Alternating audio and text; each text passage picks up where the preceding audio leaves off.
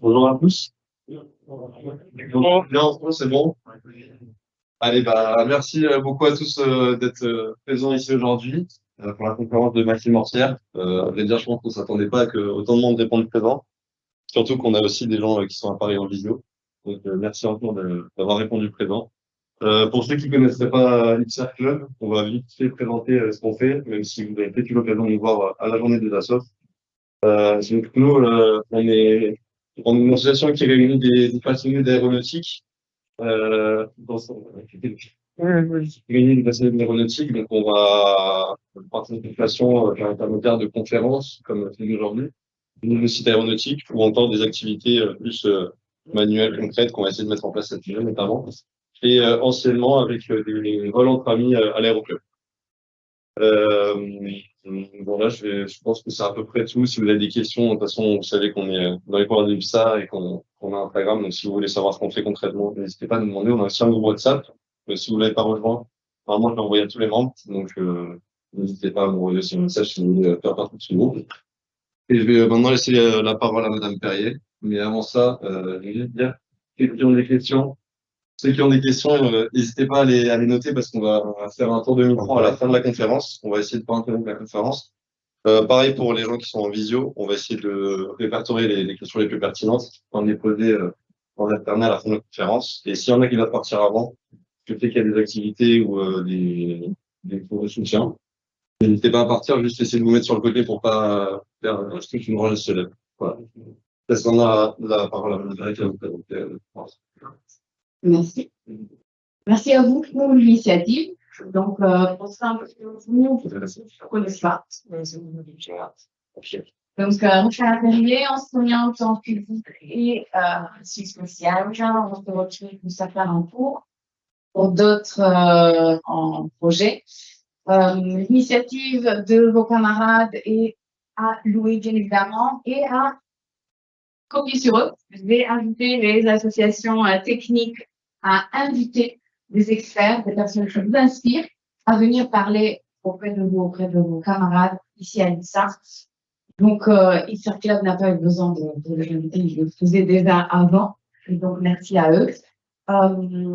Oui, pour suivre, j'ai été inspirée par eux cette année, je vais vous l'avouer, et pour poursuivre cette même démarche et cette trajectoire, ce semestre-là, vous allez avoir des conférences autour des métiers qui peuvent vous inspirer. Donc, aujourd'hui, vous avez le pilote. Le 7 novembre, vous allez avoir conception des systèmes spatiaux et les métiers qui sont liés à la conception.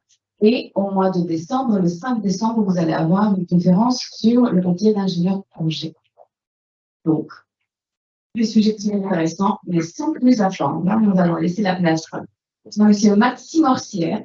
J'aurais beaucoup aimé le présenter en détail, mais le sujet de la conférence, c'est son parcours. Pour certains, vous avez eu la chance, oui, c'est bon, de l'avoir en cours, Katia, aéronautique l'année dernière, où gestion de projet, aussi dessin industriel. Pour ceux qui n'ont pas eu, bonne conférence. Et Monsieur Maxime Orsière, bravo pour elle.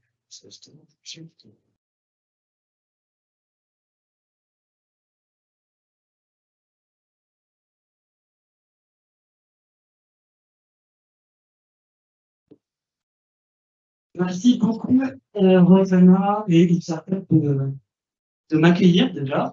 Voilà, comme on l'a dit, le sujet de la conférence, ça va être mon parcours jusqu'à aujourd'hui et la suite pour moi.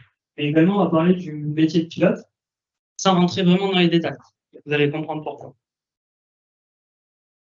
J'ai décidé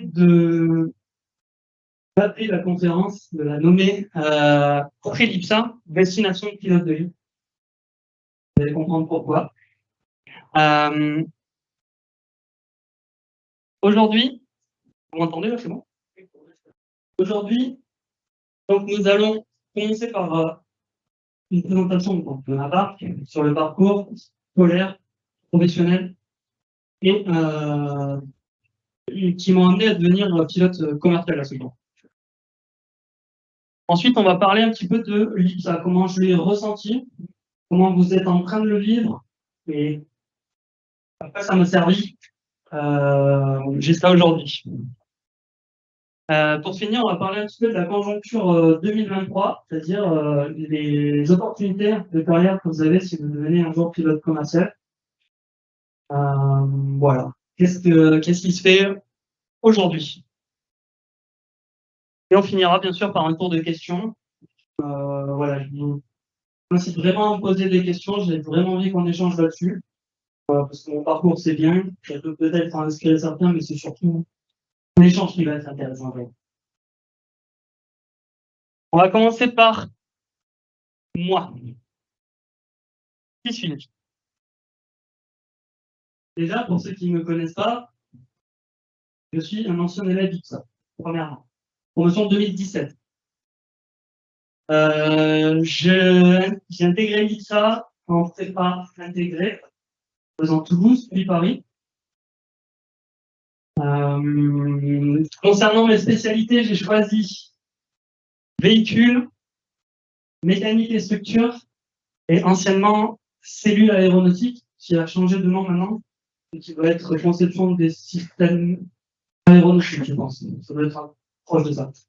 Mais j'ai vu que c'était plus orienté data et intelligence artificielle, ce à quoi moi j'ai pas du tout été formé pendant l'IPSA. Donc, au niveau professionnel, vous savoir aujourd'hui, les photos que vous allez voir, c'est des photos qui ont été prises par mes soins. Et il me sert aussi de cette conférence, qui est la première pour moi, pour me remémorer les bons moments de la formation et également les bons moments de mon côté professionnel ici. Donc, en tant qu'activité professionnelle, directement à la suite de l'IPSA, j'ai travaillé en tant qu'ingénieur d'essai en vol pour Airbus dans une société qui s'appelle XPO, essentiellement Assystem Technology. Quel était mon métier donc? Je travaillais sur les systèmes de surveillance, qui sont les 4 systèmes qu'on voit ici. EGPWS, pour ceux qui ne savent pas ce que c'est un système qui permet de détecter dans l'avion le sol. Voilà, c'est pour éviter les collisions avec le sol de l'avion. C'est important. Ensuite, j'étais chargé également des systèmes, des essais sur le transpondeur. Le transpondeur, c'est le système qui permet de communiquer avec la tour de contrôle. Pas en termes de liaison communication, mais en termes de visibilité pour la tour de contrôle. Également, j'ai fait des essais sur le TICAS. Donc ça, c'est un système qui permet d'anti-collision avec le trafic. Donc entre avions, pour éviter qu'il y ait des collisions en vol. Et également quelques essais sur le radar météo, ce qui sont les 4 systèmes de surveillance. On appelle ça surveillance, c'est une partie de la navigation, le système embarqué de navigation, vous avez surveillance, il y a ces quatre options-là. Donc, radar météo, c'est pour balayer et ne pas entrer dans une masse nuageuse, dans un orage, ou même des détections de turbulence, voire de cisaillement de vent. J'étais chargé donc des essais sur simulateur de vol Airbus d'intégration. Donc ça m'a vraiment donné une bonne approche du cockpit, comme on peut le voir là. Ça m'a en réel, c'est un A330 CEO anciennement, c'est pas Neo, c'est l'ancien, que Airbus ne possède plus aujourd'hui. Et ensuite, en bas à droite, je pense que vous l'avez reconnu, c'est la soupe du Beluga XL. Donc c'était bon moment, bon souvenir professionnel. Donc pendant cette activité, j'étais chargé de rédaction de procédures d'essai, j'étais chargé de donner des go pour flight pour les vols de certification, pour les nouvelles fonctions qui sortent. Voilà. De 2017 à 2022. Effectivement. En 2022, il y a eu des changements, on va y revenir. Depuis 2019, je suis également enseignant en CAO, comme l'a présenté Roxana, CAO Aéro 2, aéronautique Aéro 1 et Aéro 2, et également dessin industriel pour les aéronefs. Cette année, je diminue un petit peu la charge d'enseignement, donc j'aurai la chance, pour ceux que je ne connais pas, de vous voir en dessin industriel et également en CAO.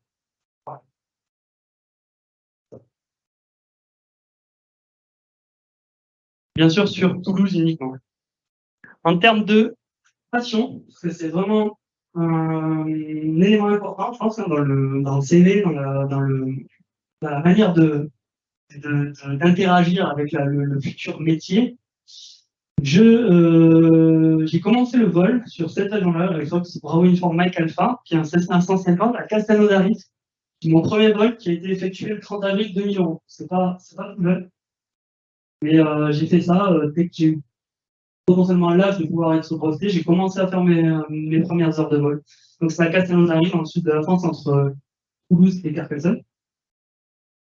Mon premier vol solo a eu lieu quelques mois après, hein, en décembre 2012, où j'avais 15 heures de vol. C'est bien de le rappeler. Et ensuite, par la suite, vous l'avez compris, pendant mon travail, donc pendant mes études, j'ai complètement arrêté le vol, parce que financièrement, ça ne pouvait pas suivre, hein, c'était à votre place, vous le savez.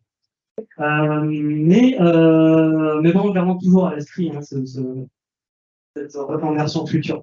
On va y revenir.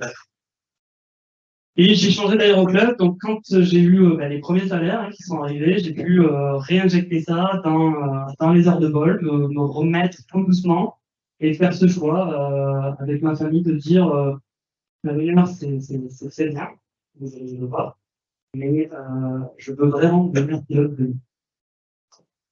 Donc j'ai commencé l'aéroclub Clément Adrien, j'avais une trentaine d'heures de vol, j'ai repris mes heures de vol, j'ai fait mon théorique du PPL, vous allez le voir, et en 2020, j'ai rechangé pour accélérer un petit peu la cadence, pour passer un niveau un peu plus professionnel. Toulouse Midi-Pyrénées, l'aéroclub de Toulouse Midi-Pyrénées, CTLP. J'ai eu 2022 parce que cette année, je ne m'y suis pas réinscrit. Et ensuite, comme passion, je pratique la simulation aéronautique. Et ça, je vous encourage à tous, qui veulent devenir pilote, de pratiquer la simulation aéronautique en loisir. J'ai commencé en 2008, voilà, ça remonte à quelques années. Et je le pratique toujours. Donc, je suis toujours membre d'une équipe là, qui s'appelle la Jetison, qui représente la patrouille de France sur BCS. Voilà, et je suis membre et on fait des meetings aériens. Cette année, on a pu faire les 70 ans de la patrouille de France pour rencontrer des pilotes, voir le show, etc. Se déplacer avec notre matériel et on a également fait le Bourget. Voilà. Donc ça, c'est quand même un plus aussi sur le CV de pratiquer ça, de pouvoir écrire, surtout qu'il y a des notions de sponsoring. On a une équipe qui est sponsorisée, on va être affilié à l'armée de l'air, tout ça, c'est des bonnes choses à rajouter. Je vous incite vraiment à faire ce genre de choses si vous voulez devenir pilote. Pour info, ici, présent à Toulouse, en levant la main, qui souhaiterait devenir pilote de ligne? Ok. Et pour vous, à Paris, qui ne voyez pas, je pense, il y a à peu près, je dirais 50% de l'audience, une moitié qui souhaiterait devenir pilote de ligne. Ça m'amène à parler, pourquoi ai-je voulu devenir pilote de ligne?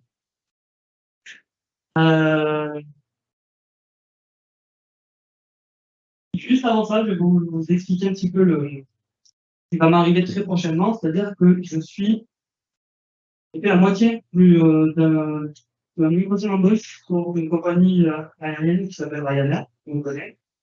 Donc la première moitié s'est bien passée, maintenant les 98% des choses qui ont chez Ryanair. C'est pour ça que je ne vais pas parler de mes pilotes de ligne, moi, parce que je ne le connais pas encore. Je suis comme vous, parce que j'en parle, parce que j'ai pu me renseigner sur Internet. Et justement, à ce sujet, vous avez Nicolas, je pense que vous le connaissez sur YouTube, qui est un ancien élève de l'UTA, qui lui est pilote de ligne.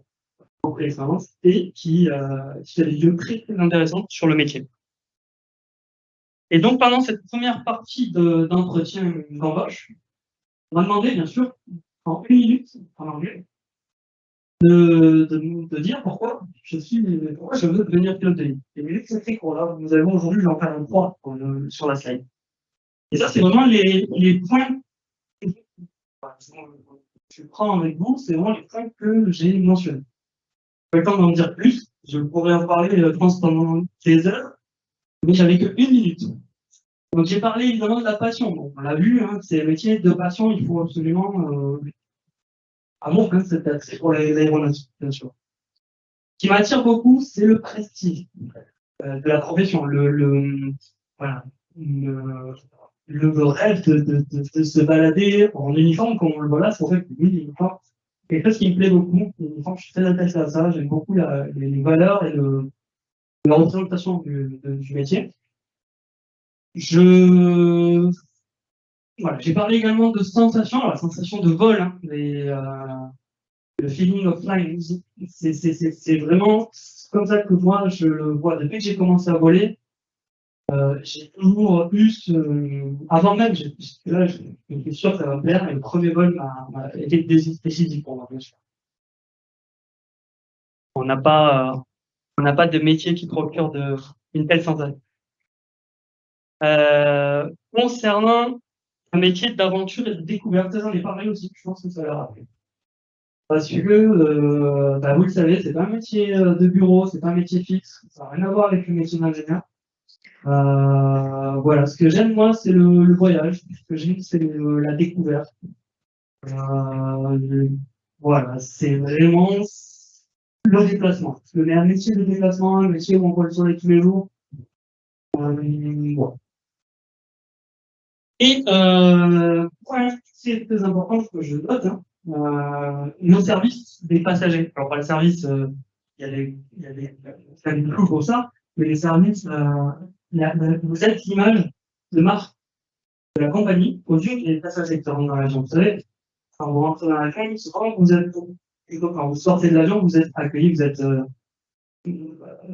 êtes salué par l'équipage de conduite, donc le pilote. C'est vraiment quelque chose qui me plaît aussi. C'est me mettre au service des passagers et être le représentant direct de la compagnie aux yeux des passagers. C'est ce que j'ai réussi à dire en 1 minute pendant ma première partie de l'entretien d'embauche. Comment devient-on pilote de ligne? Donc, quelles sont les formations? On va passer un petit peu de temps là-dessus. Pour la moitié qui souhaiterait devenir pilote de ligne. Je vais vous expliquer un petit peu comment ça se passe.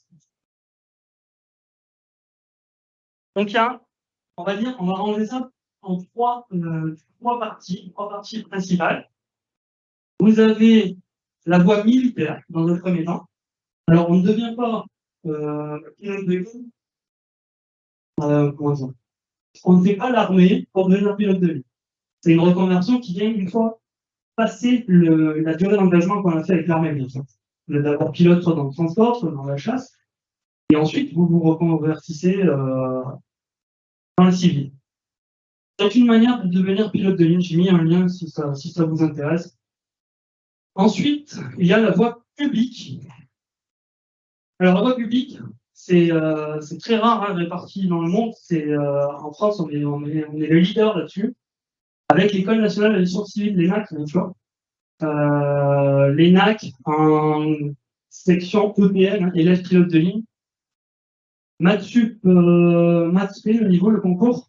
Voilà, sélection élitiste. Sélective, bien sûr, mais gratuite. C'est important. Gratuite et rémunérée, peut-être même, je ne sais pas. Je ne vais pas me détailler l'ENAC parce que c'est pas du tout ce que j'ai fait, vous allez voir.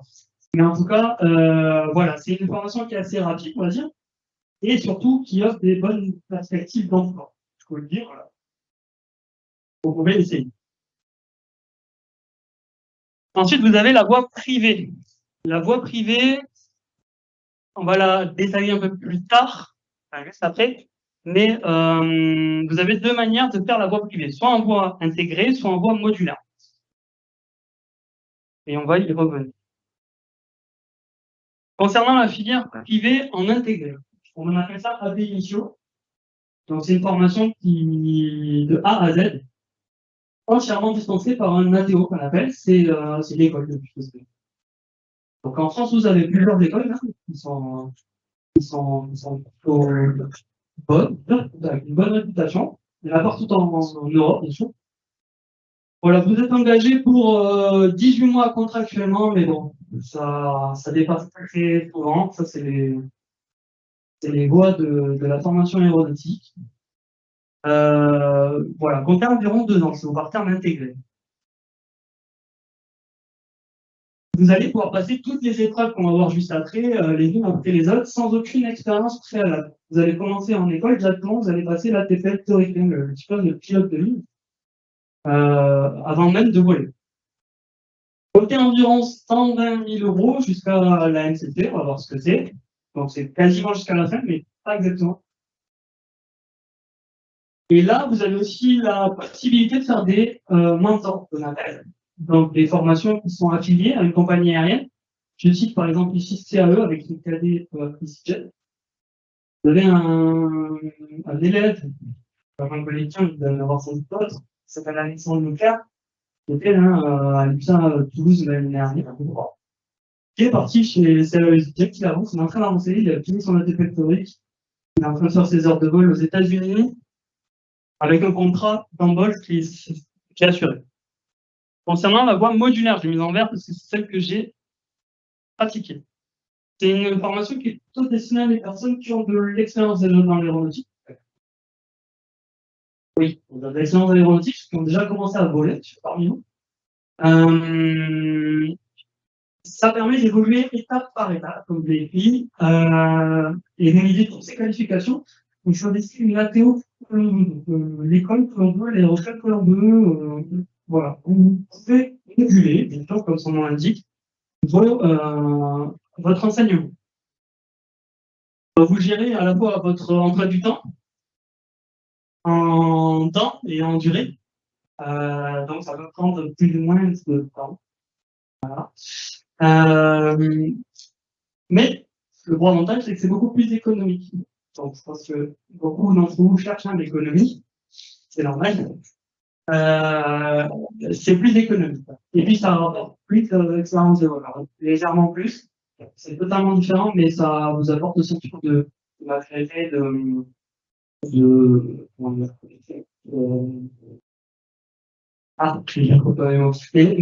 ouais, c'est vous qui êtes plus étonnant.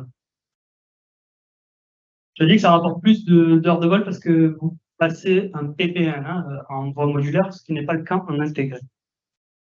Là, je vous ai sorti des termes ATPL théorique, on le voit, qu'on peut passer à distance au chantier. Je vous sorte des termes, le PPL, tout ça, pour ceux qui ne connaissent pas, on va le voir juste après. Voilà, ça c'est le déroulé de la formation de A à Z de la voie modulaire. Première étape, visite médicale. Donc, voilà, vous êtes là étudiant à l'UPSA, vous pouvez d'ores et déjà passer une visite médicale de classe 1, qu'on appelle. C'est la première étape. Ensuite, le PPL, la TPL théorique, le ligne théorique. Vous faites un évaluation d'heures de vol, bien sûr, on vous demandera d'avoir de plus en plus d'heures de vol pour la suite. STL 055, c'est une aptitude à communiquer en anglais. Tout ça, je le passe vite, mais on va le revoir en détail juste après.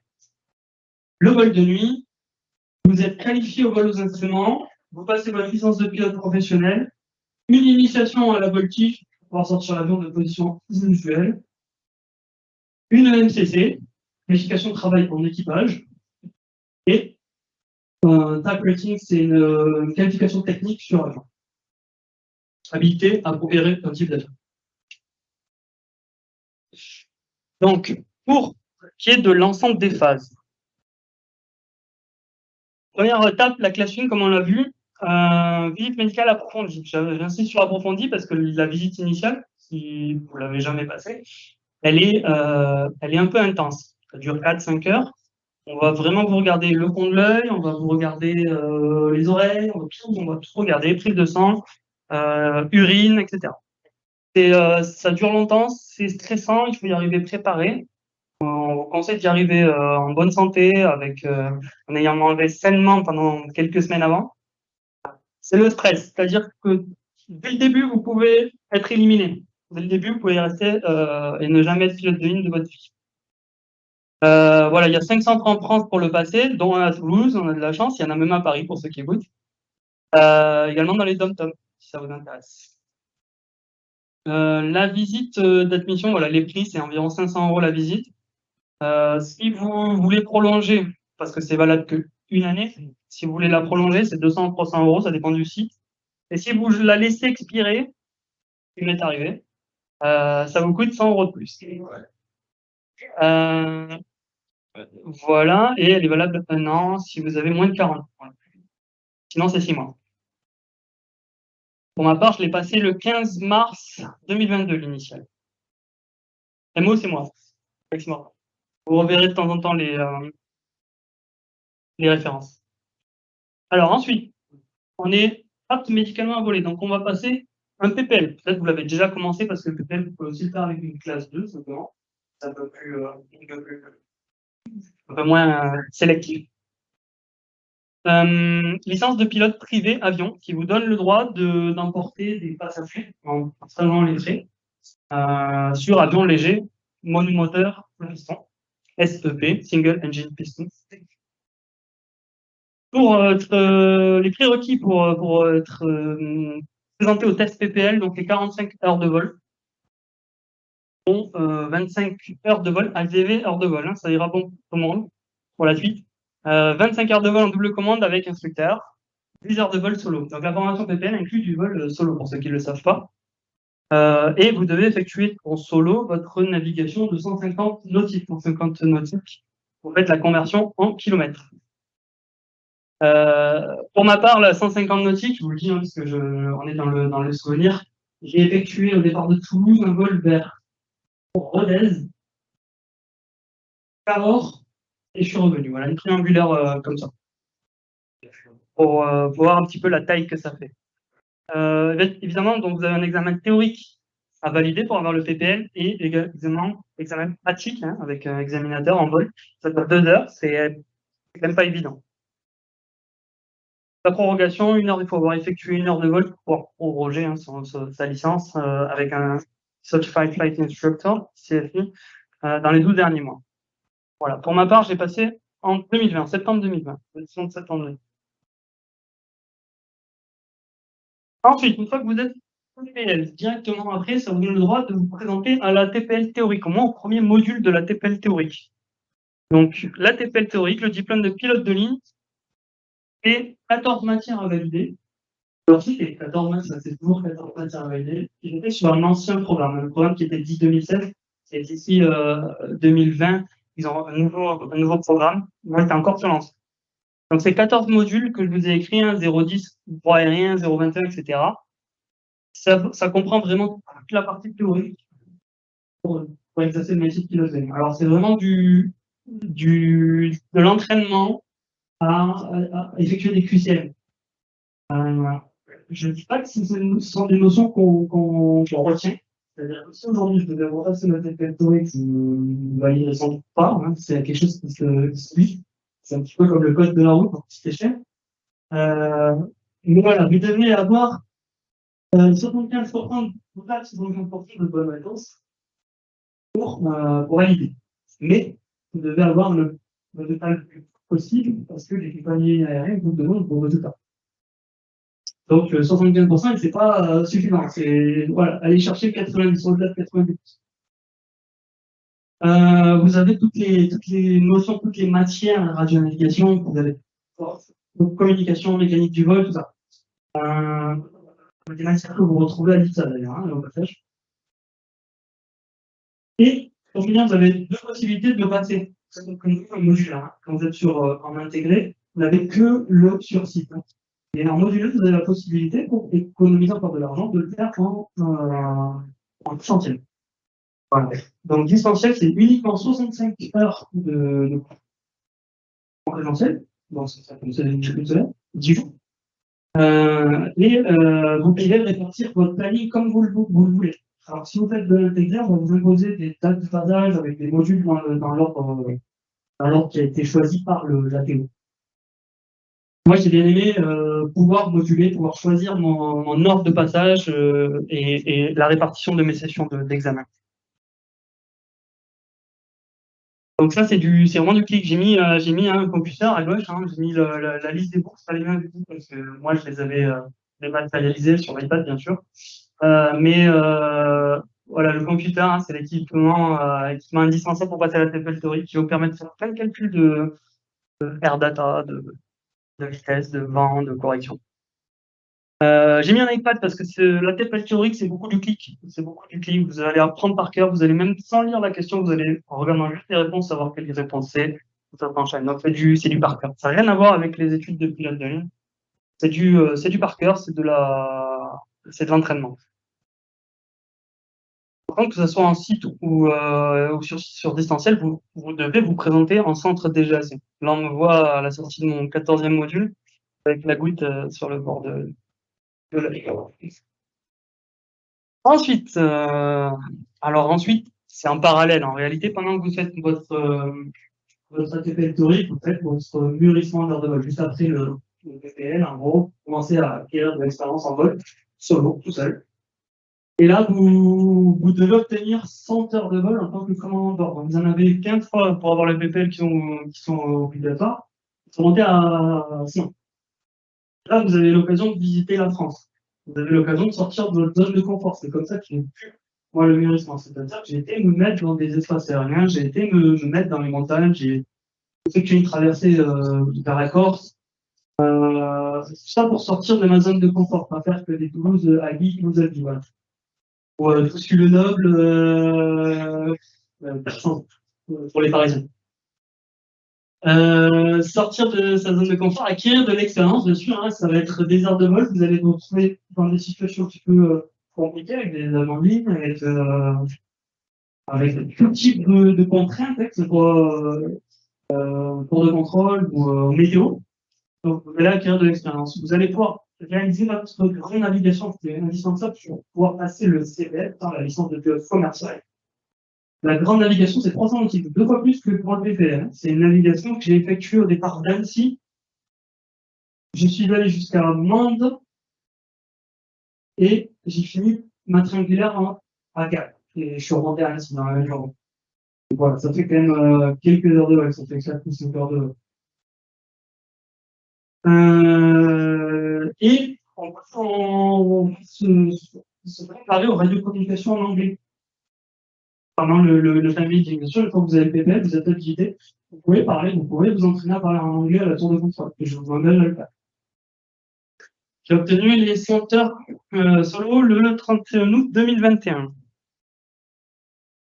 Et j'ai effectué juste un petit peu pour gagner un petit peu d'argent sur les heures de vol. Vous savez, l'heure de vol en aéroclub, ça a un certain prix. Moi, j'ai fait 50 heures de vol en aéroclub pour faire ça proche de chez moi. Et ensuite, je suis parti 3 semaines sur cet avion-là, dans une société qui s'appelle Aéromûrissement, qui m'a donné l'avion pendant 3 semaines, pour faire 50 heures. Donc, j'avais l'avion, je le partageais avec personne, il était pas moi, et je faisais mes allers-retours, mes vols. Bon, j'étais basé à Annecy, donc j'ai dû trouver à me loger là-bas, mais après, vous pouvez, j'ai pu aller jusqu'à l'île d'Oléron, je peux voir le Fort Boyard, par exemple, j'ai fait sur la seconde toute la France depuis Annecy. Dans la Corse, dans Chambéry, voilà. Ça, c'est les photos que j'ai prises avec cet avion. Ensuite, le FCL 055, ça, c'est la qualification pour pouvoir parler anglais en radio, en IFR, en vol aux instruments. D'accord? Vous avez un examen à passer. Et vous avez plusieurs niveaux, 1, 2, 3, 4, 5, 6. Il faut avoir au moins un des 3 niveaux à partir du 4 pour pouvoir valider une certaine durée de validité de la licence, de la qualification. Alors, donc, level 4, 4, 5, 5, et 6, à vie. Si vos aptitudes en anglais n'ont pas régressé. Si on voit sur toute la vie de pilote de ligne, si on voit que vous êtes moins bon en anglais, on va vous rétrograder niveau 6. C'est possible. Donc, voilà, j'ai utilisé Aéropyrénées, qui est partenaire de l'UTSA pour le bachelor avec le BTS. J'ai choisi Aéropyrénées parce que c'était le premier que j'ai trouvé, le plus économique, celui qui me dispensait une formation. Il y a eu une semaine de formation, on peut passer l'examen tout seul, mais moi j'ai fait une semaine de formation pour préparer l'examen. Voilà, l'examen c'est une description d'une image aéronautique en anglais. Vous allez avoir ensuite un QCM, un petit peu de TKM, alors c'est un peu anecdotique, mais surtout le vrai de l'examen c'est le vol fictif. Donc on va vous mettre avec un contrôleur aérien sur une table et vous allez dialoguer. Donc il faut répéter exactement tout ce qu'il dit en anglais, donc on appelle ça éclairance, hein, il faut collationner l'éclairance. C'est quand même pas évident. L'important c'est d'avoir déjà un petit peu pratiqué pendant le mûrissement en anglais. Obtenu en mars 2022. Pendant ce temps-là, vous pouvez aussi en profiter, et il faut en profiter, pour faire la qualification vol de nuit. En VFR, vol à vue. Alors, vol à vue de nuit, c'est un peu bizarre, mais c'est une qualification qui existe. Voilà, ça demande 5 heures de vol, donc 1 heure de navigation. Vous ne pouvez pas rester dans l'endroit où vous êtes basé. Vous devez obligatoirement partir en campagne, vous devez partir en navigation, de nuit. Et pour finir, pour être qualifié, il faut avoir effectué 5 tours de piste seul à bord de nuit. Donc, j'ai noté aussi que l'emport de passagers est difficile à maintenir. Parce que vous devez effectuer au minimum un vol de nuit dans les 3 derniers mois. Donc ça, c'est extraordinaire, je peux quand vous partez. Pour la suite, pour faire le CPL, moi, par exemple, ma qualification vol de nuit, emport passager, elle n'est pas maintenue. Je ne peux pas partir de nuit avec des passagers. Je peux le faire tout seul. Faudrait que je fasse un vol, et ensuite je pourrais. Le vol de nuit, moi, je l'ai fait au départ de Lasborg, de Toulouse-Lasborg. Seulement, c'est un aéroport Rome qui n'est pas éclairé. Donc, vous partez de vous, là, à la tombée de la nuit, vous faites votre vol à destination de notre aérodrome qui est éclairé, et ensuite vous vous posez là-bas, vous passez la nuit là-bas, ou je ne sais pas comment on fait, mais voilà. Donc là, la chance que j'avais avec Lasborg, c'est qu'on revenait se poser sur Blagnac, qui est à côté en bas. Donc c'est juste à côté, mais ça demande quand même beaucoup de logistique, hein, en termes de voiture, parce que des fois, ils donnent un aérodrome, vous atterrissez à un autre, vous êtes avec l'instructeur, vous êtes dans le même avion. Bref, c'est un peu la pagaille, et ça se fait. Donc la nuit c'est particulier, c'est vraiment quelque chose que je trouve un petit peu dangereux. En avion, c'est pas du tout le minimum. J'ai vraiment fait 5 heures, 10 minutes, je pense, au vol, parce que il n'y a pas de pion. Malheureusement, quand vous sauver la vie, en fait, pas de moteur. Et vous êtes sur un monomoteur à piston, je le rappelle.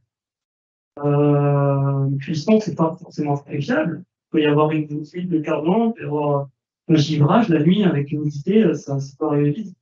Donc c'est pas quelque chose de plaisant le vol de nuit. Par contre, c'est très joli. Ensuite, quand vous avez fait toutes ces qualifications, vous avez le droit de partir en qualification de vol aux instruments. Donc là, dans la voie modulaire, ça se fait obligatoirement dans une flight school, dans un ATO certifié. Vous ne pouvez pas faire ça. Il faut le faire dans l'aéroplan. Et c'est conseillé de le faire en flight school parce que il y a la suite, je le sais pas. La qualification de vol aux instruments, instrument rating, MEP, c'est multi-engine piston. Donc, vous faites ça généralement, vous faites ça sur multimoteur. Là, c'est beaucoup plus sécurisant pour aller voler au-dessus des nuages. Ou quoi, tous les avions bimoteurs, minimum, bimoteurs, sont aptes à voler sur un seul moteur. Donc, qualification de vol aux instruments. Moi, pour ma part, je suis parti en Espagne, pour des raisons économiques, encore une fois. L'Espagne, c'est One Air, Flight Training Spain. Donc, c'est à Malaga, au sud de l'Espagne. C'est assez sympa. Il y en a qui connaissent Malaga. C'est sympa. C'est très ensoleillé. Voilà. Puis, il y a un enseignement assez sérieux aussi, donc très économe. Vous avez des cours théoriques, vous avez 40 heures de simulateur en haut à droite, hein, c'est un simulateur, c'est pas un avion réel. Donc là, vous êtes sur de l'enseignement professionnel. C'est vraiment la carrière. Et vous effectuez 15 heures de vol sur avion bimoteur à piston minimum pour la qualification hier. Moi, je l'ai passé en avril 2023. OK. La dernière phase de vol, c'est le CPL, hein, Commercial Pilot License. Donc, c'est vraiment la licence de pilote professionnel qui donne droit d'être rémunéré en tant que pilote. Voilà. C'est le minimum à avoir, hein, pour pouvoir être rémunéré. Vous avez un test pratique qui est la partie théorique, hein, elle est comprise dans la TPL. La partie pratique, c'est un gros PPL. En gros, c'est un gros examen PPL. Pour ceux qui l'ont déjà passé ou qui vont le passer, c'est 2 heures et quelques de vol intensif avec des pannes dans tous les sens. Il y a une notion de gestion de temps. C'est un peu plus respecté que pour le PPL. Le PPL, vous partez, vous regardez pas trop l'heure. Mais là, on vous demande d'arriver à destination à une certaine heure. Vous êtes pilote commercial. Donc là, voici en haut à gauche le port de Malaga. Ça, c'est les photos que j'ai pu prendre en préparation de vol, en haut à droite dans l'école. Et le jour à la sortie de l'avion de mon CPL, avec une belle météo. Et un bel avion. C'est un Diamond DA42 pour ceux qui connaissent. C'est vraiment bien. Ensuite, pendant ça, vous devez aussi avoir l'UPRT, l'Advanced Flight Prevention Recovery Training. C'est vraiment une initiation voltige qui a été introduite à la suite du crash Rio-Paris, où il fait des erreurs de minimalisation de la position dans laquelle ils étaient. On est amené à avoir des cours théoriques. Et ensuite, c'est 3 heures, c'est tout simple, hein, c'est 3 heures de vol sur un avion ici voltige. Alors, là, ici, c'est un DA20. J'ai fait ça en Espagne, chez Wally. C'est un DA20. Voilà. C'est pas vraiment voltige, mais c'est vraiment un avion sportif. Il y a 3 types de manœuvres à savoir sortir quand vous faites l'UPRT. Hein, c'est le nose up, nose down, qui correspond à une seule manœuvre. Bien sûr, tout ça associé à des collabs. Hein, donc, quand vous identifiez la position, vous nose up, vous identifiez, vous dites nose up, tac, pour récupérer. Il y a des manœuvres à faire. Ensuite, inclinaison supérieure à 45 degrés. Ça, c'est la théorie, hein, 45 degrés. En pratique, c'est assez sportif, quoi. Et ensuite, spirale et vrille, savoir sortir d'une spirale et d'une vrille. Alors, c'est plus simple à faire avec un DA20 qu'avec un avion de ligne. Hein. Là, je vais vous montrer une petite vidéo là sur l'entraînement sortie de vrille effectué sur le DA20 en Espagne à Malaga. Ça ressemble à ça au-dessus de l'eau. Voilà. Ça au-dessus de l'eau, sans parachute. Voilà, ça c'est une sortie de vrille. Et ensuite, vous allez voir ça, c'était un gros virage engagé avec le téléphone de l'instructeur qui sort de la poche. Voilà. Ça, c'est pas moi, c'est un ami qui l'a pris en vidéo. Moi, j'avais pas pris la GoPro ce jour-là. Faut savoir que je suis pas très adepte de la voltige en avion. Faut dire que je suis un petit peu, je ne vais pas le dire, mais je suis un peu malade en avion. C'est pas faire ça. Voilà.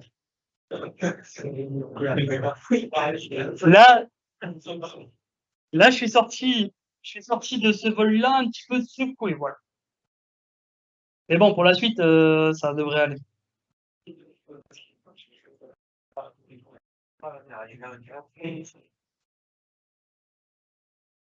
Alors, ça sont les 2 étapes qui me écrit prochainement. Donc, comme je vous l'ai dit, il me manque la MCC, habilitation à travailler en équipage. Et ensuite, je ne veux pas l'habilitation pour travailler toujours, même si tellement, mais, comme je vous l'ai dit, j'ai passé la première étape de sélection qui me donne l'accès à un programme mentor Ryanair avec un gros taux de réussite à l'examen final, qui sera sur simulateur. Donc là, je vais être entraîné par des cours théoriques. Je vais effectuer du simulateur, avec un binôme. Bien sûr, le multi-équipage, on le fait toujours avec la même personne. On va switcher, on va passer un coup captain, un coup first officer, un coup commandant, un coup pilote, et on fait l'inverse. Un coup, vous êtes pilote flying, vous êtes pilote monitoring. Donc, c'est vraiment les 2 aspects. Soit vous pilotez l'avion, soit vous parlez à la radio. Et ensuite, il faut cross-checker toutes les informations. Moi, j'ai pas encore l'expérience de ça, donc je suis beaucoup entraîné sur le simulateur à la maison et j'ai regardé beaucoup de vidéos. Ça va arriver très prochainement. Et ensuite, vous avez un test sur simulateur final qui vous donne une note. Alors, en fait, un APS, NCC qu'on appelle. C'est vraiment du détail. J'ai marqué Airline Flight Academy parce que c'est dans cette école-là, dans cette flight school que j'ai choisi d'aller. Donc, à Turin. Peut-être l'aéroport de Turin. Et je commence le 23 octobre, de ce mois-ci. Ça dure, donc, vous faites les 40 heures de simulateur, vous les faites en 3 semaines environ. Un simulateur de 5 heures par jour, entre les cours théoriques et le coaching des vols. Donc, je vais le faire sur simulateur Boeing 737, bien sûr, pour me préparer en fait chez Ryanair. À la suite de l'NCC, j'aurai la seconde partie de l'assessment sur simulateur au quartier général de Ryanair, avec aussi des notions théoriques qui vont m'être demandées, bien sûr. Donc la TPL théorique, il faut toujours le garder à l'esprit. Voilà, parce que ça revient toujours. Type rating, voilà, j'ai pas d'expérience de ça, mais bien sûr, c'est pour être qualifié sur avion, hein, c'est en 7 mois. En fait, chez Ryanair, c'est en 7 mois, vous êtes au milieu de l'Angleterre, à East Midlands, où vous avez plein de sessions de simu, sur des simulateurs fixes et sur des simulateurs qui bougent, qu'on appelle full flight. Et pour finir, vous avez à valider 5 ou 6, je sais plus, tours de piste en 737. Avec d'autres pilotes, d'autres élèves pilotes qui sont avec vous derrière et qui s'assiedent et qui attendent. Une fois que vous avez fait ces tours de piste, que vous êtes qualifié sur l'avion, vous pouvez partir en entraînement chez Ryanair avec des vols passagers, bien sûr. C'est la suite. On entre dans la phase qui s'appelle le line training. Donc vous êtes basé à un endroit qui ne sera pas votre base finale, mais vous commencez à emporter les passagers avec à gauche, dans mon endroit, une instructeur. La deuxième partie de la conférence, c'est pourquoi l'IPSA, pourquoi je fais l'IPSA, pourquoi, quelles sont les qualités qui ont été développées chez moi après avoir fait l'IPSA. Alors,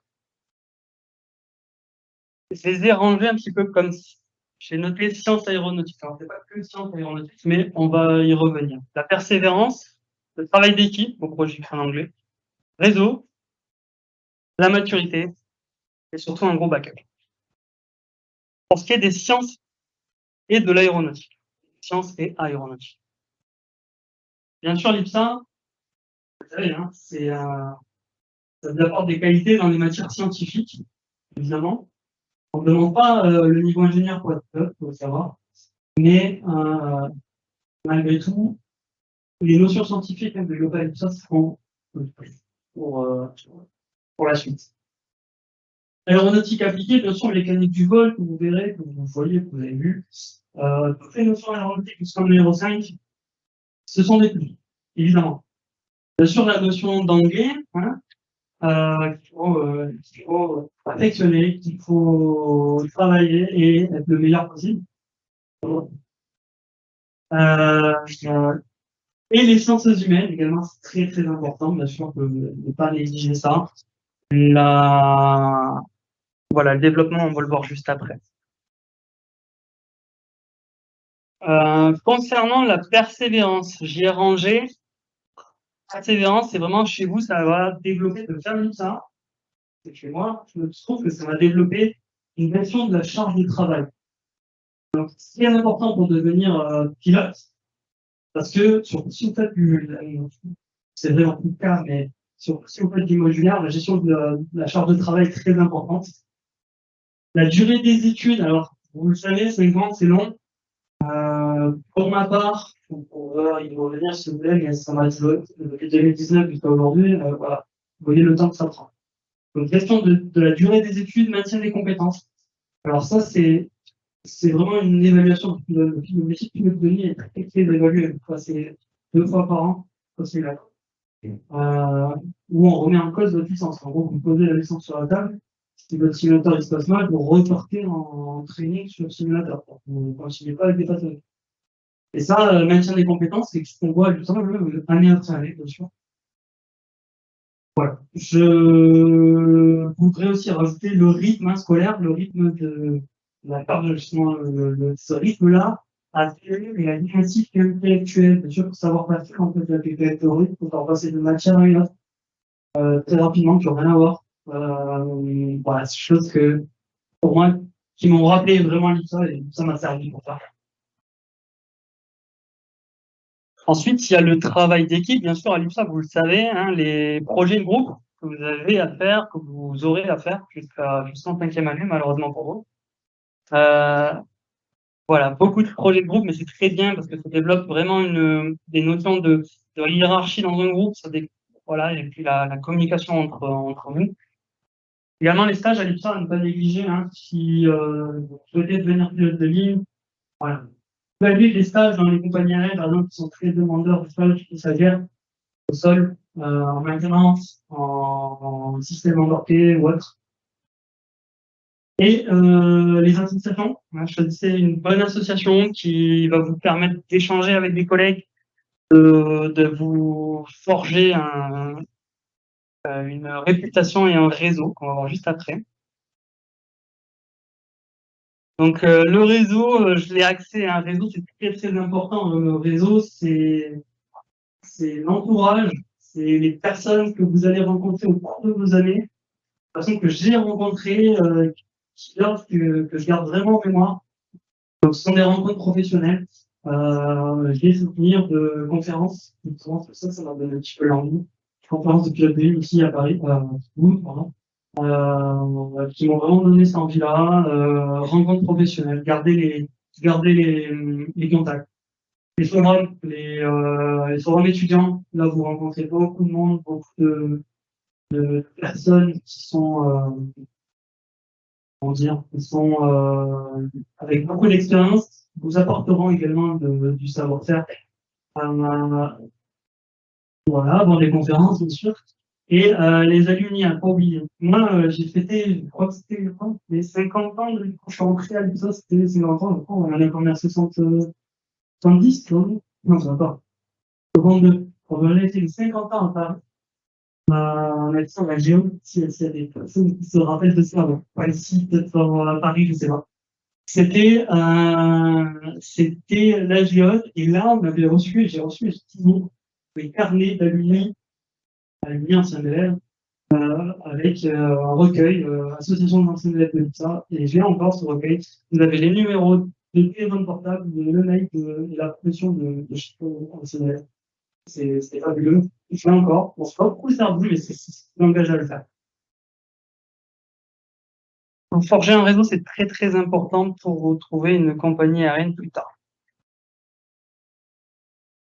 Ensuite, maturité, rapidement, l'IPSA, ça vous donnera des 5 années d'études, vous allez sortir avec un certain âge, qui est important. Je pense que c'est une force là, c'est une force en compagnie aérienne. Je sais pas ça parce que je suis pas âgé, mais non. Mais c'est une force. Je pense que les compagnies aériennes sont plus demandeurs d'une personne expérimentée en année et en parcours professionnel qu'un tout jeune de 21 ans qui vient à peine de finir son école et a fait que ça en post-bac. Voilà, je pense. Après, ça dépend de la conjoncture. Il y a des phases où la France va demander, par exemple, des pilotes jeunes. Et d'autres fois, ils vont demander des pilotes expérimentés. Âgés. À l'IPSA, j'ai appris l'éthique, l'éthique déjà de l'ingénieur, bien sûr, mais lié au métier de pilote de ligne, c'est très proche.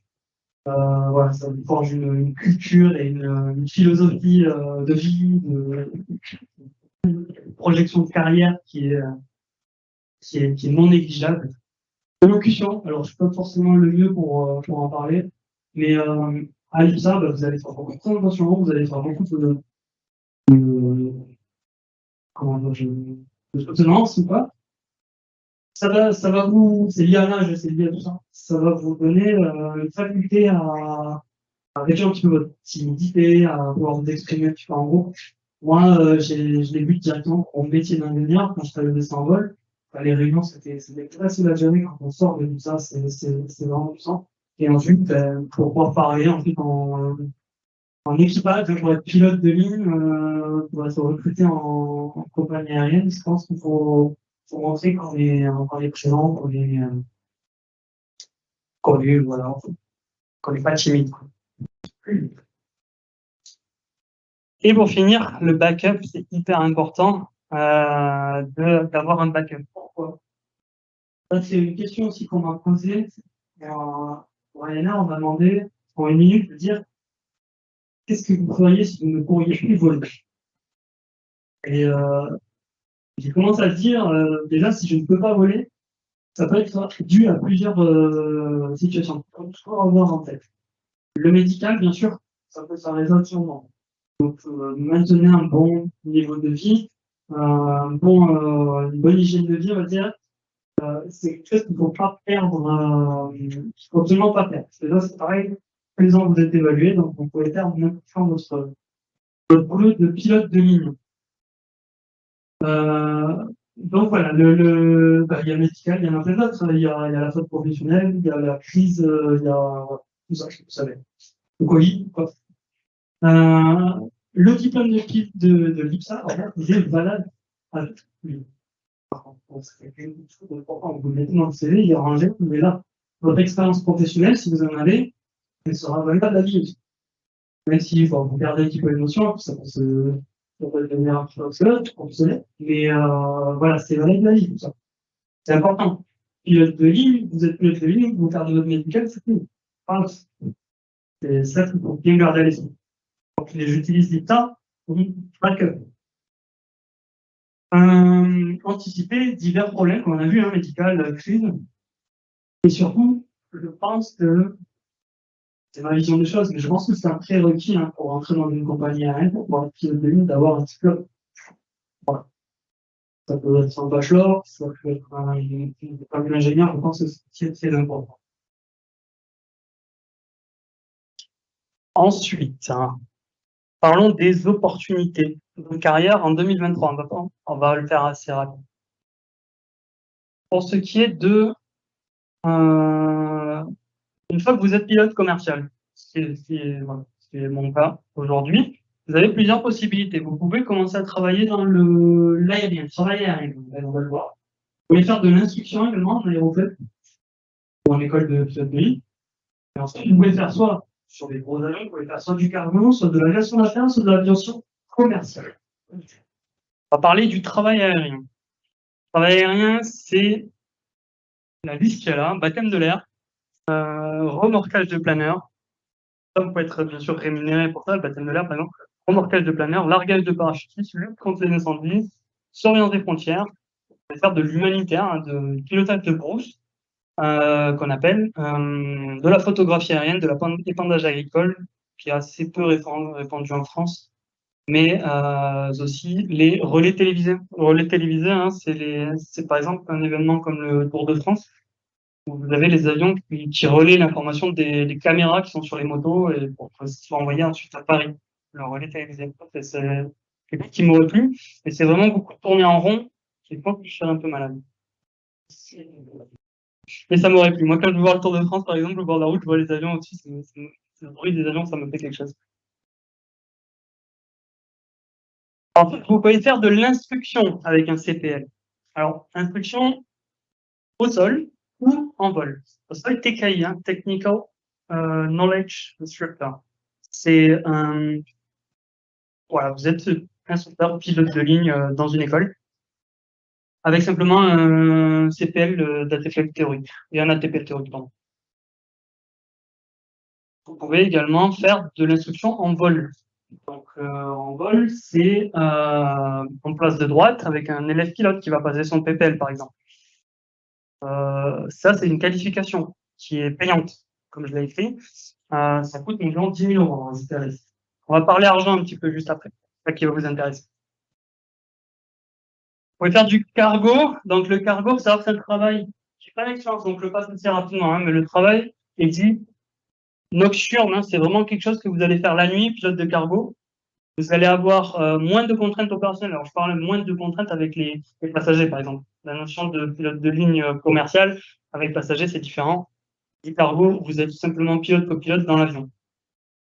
Voilà, ça va vous faire de l'expérience et vous allez nécessiter une qualification technique sur avion.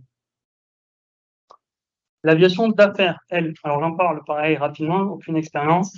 Vous êtes au service d'une compagnie aérienne ou d'un client directement. Ça dépend de la qualité du service qui est rendu.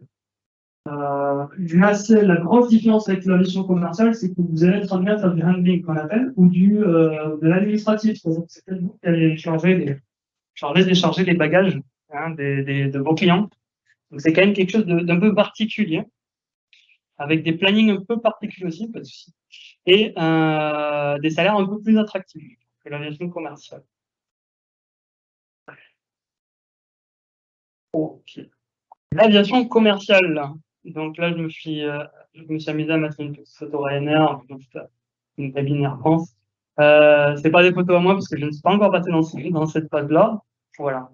Vous êtes membre de conduite. Donc vous êtes à part entière dans l'équipage de personnel navigant.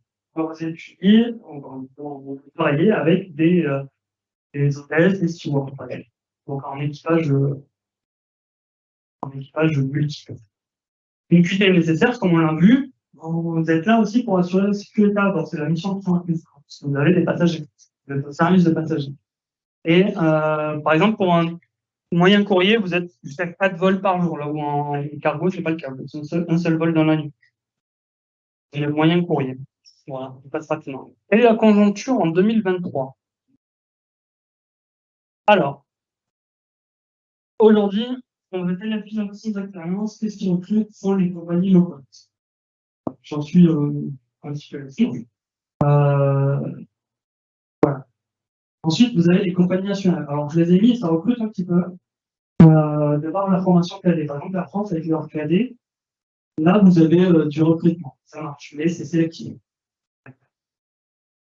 Vous pouvez avoir des opportunités dans le cargo et dans l'instruction. C'est pas de la vision commerciale, mais voilà, c'est le choix. Bon, principalement, ce qui se passe, en réalité, ce sont les compagnies low cost. En Europe, vous avez des exemples comme EasyJet, Ryanair, vous avez Wizz Air aussi qui recrute beaucoup. Et il y a des phases. Là, on est dans une bonne phase. Par chance, pour moi, je suis maintenant sur le marché, là, vous avez des crises qui se suivent. Vous avez les crises en 2007, vous avez le Covid qui a tout arrêté la maison dans le monde. Faut bien tomber. Moi, je suis parti de me former pendant le Covid en faisant le pari qu'il y allait avoir la courbe, une inversion dans la courbe. Voilà, ça se passe plutôt bien. Effectivement, il y a une pénurie, il y a un réel besoin de pilotes. Les compagnies aériennes achètent beaucoup d'avions, surtout les low cost. Elles achètent beaucoup d'avions en 2023. Voilà, ça s'arrête pas. Donc, pourvu que ça continue pour vous aussi. On va parler un petit peu financement de la formation. On n'est pas loin de la fin. Alors, formation privée, parce que les formations gratuites, voilà, ça on n'en parle pas, ça fera simplement les frais d'examen ou les frais d'entrée au concours. Formation privée. Intégrée, c'est simple. J'ai pas fait ça, mais les chiffres sont là. AB initiaux en école de pilotage d'environ 100 000 euros. Si vous faites un KD MPL, un KD EasyJet, par exemple, CAE, avec un emploi à l'issue, ça va coûter 120 000 euros. Ça sont des chiffres en modulaire que j'ai tiré de Aéropyrénées, donc le partenaire RISA. Voilà, le prix réel de la formation en modulaire. Vous voyez qu'il y a un petit écart de prix.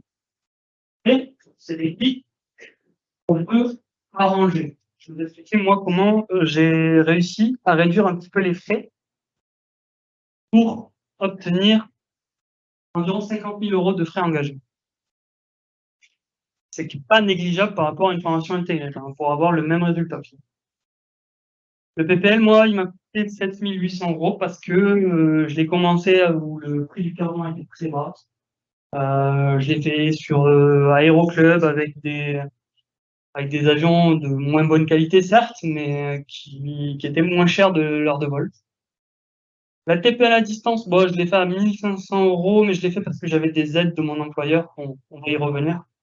Donc, j'ai choisi une formation à 1500 € qui était l'une des meilleures en France. J'ai fait à l'IFAM 34 à Montpellier, à distance. Donc, j'étais chez moi, je suis presque pas allé à Montpellier. J'ai fait juste le minimum. Le mûrissement, comme je vous ai dit, j'ai fait 50 heures de vol à 112 € de l'heure de vol et 50 heures dans mon aéroclub à 160. Voilà. Donc, de 18 000 € initialement prévus à Aéropyrénées sur un seul type d'avion, bah, je l'ai réduit à 13 600, j'ai gagné un peu. Le vol de nuit, bah, je l'ai passé moi, je l'ai pas à gauche, mais je l'ai passé à 1500 € à peu près, c'est un pack en aéroclub. Le FCL 055 chez Aéropyrénées, ça m'a coûté 900 €, mais pareil, déduit avec des aides employeurs. Le CPL IRME, c'est la grosse partie hein, sur avion multimoteur, donc un avion avec des frais d'heures de vol qui sont très très élevés, hein, on va dire environ 700 ou 750 € de l'heure de vol. Et on en fait 15 pour être hier, donc vous voyez le prix. Et on en fait environ 15 autres pour le CPL. Moi, j'ai fait un pack à OneAir, CPL, IRME, UPRT, c'est pour ça que je l'ai fait là-bas, la Voltige. Et j'avais aussi la MCC qui était compris dedans à 27 500 €. Là où Aéropyrénées, ils sont au-delà. Parce que là, c'est vraiment quasiment imbattable en Europe. Et l'APS MCC Ryanair Mentor, c'est compris dans mon pack OneAir, que j'ai décidé de ne pas faire et que j'ai préféré, si je me suis dit, si je suis pris chez Ryanair, je fais celle-ci, elle va me coûter 6 000 €. Voilà, valeur de la formation, 58 000. Alors, j'ai mis 8 800 de frais d'aides employeurs qui m'ont été déduites, effectivement. La grosse chance que j'ai eue avec mon boulot d'ingénieur quand j'ai commencé, c'est que j'ai profité du Covid pour me former pilote de ligne. Et cette envie de me former pilote de ligne a conduit à un licenciement économique. Parce que mon employeur, il m'a mon chef, m'a dit, tu veux faire ça, nous on cherche à licencier des gens, on peut prendre la possibilité. Je dis, ouais, mais on fait ça, quoi. Non. On va arranger le truc. Ils m'ont payé un an de congé de remplacement, c'est-à-dire 86% de mon salaire pendant un an, à rester chez moi, à me former. Voilà, déjà. Après ça, j'ai le droit sur le chômage, puisque c'était mis un licenciement économique avec une prime de licenciement. J'ai mis 8 800, ça ne comprend pas la prime de licenciement. 8 800, c'est vraiment c'est notre congé de remplacement. Ils m'ont dit, c'est une petite avance que vous voulez, vous m'enlevez les devis, et puis on. Voilà. J'ai dit, ok. Vous allez me payer le vol de nuit, vous allez me payer 17,55 € et vous allez me payer qu'est-ce qu'il fait une partie du mûrissement. Et une 50 heures de vol à 112 €. Peut-être le calcul, ça peut précis. Voilà comment j'ai essayé de gagner un maximum d'argent. Mais c'est pas tout. Vous avez compris que devenir pilote de ligne par la voie privée, c'est cher, ça engage des frais et ça n'arrête jamais. Bien sûr, la classe 1, hein, vous savez, hein, j'ai fait 4 ans de formation, donc j'en ai déjà passé 3. À chaque fois, vous rajoutez. Je ne peux pas mettre tous les prix de détail exactement. Voilà, on arrive à l'entretien d'embauche, on va dire. Vous serrez la main de la compagnie aérienne. Vous serrez la main de la compagnie aérienne, on vous dit c'est bon, ok. Voilà, c'est formé. 30 000 €. Voilà. Et à 320, 737, c'est 30 000 €. C'est le minimum. Si vous êtes sur un avion de privé, par exemple, des avions d'élite, là, c'est double. Donc là, QT 320, 737, c'est classique, sinon c'est ça, c'est 30 000 € au frais de la première QT et au frais de l'élève pilote. Je ne sais pas si c'est le cas, je ne peux pas m'engager, je ne sais pas si c'est le cas chez Air France quand vous avez fait la filière cadet. Mais dans tous les cas, je pense qu'ils déduisent un petit peu du salaire. Voilà, faut pas l'oublier, ces 30 000 €, bien sûr, c'est très très important.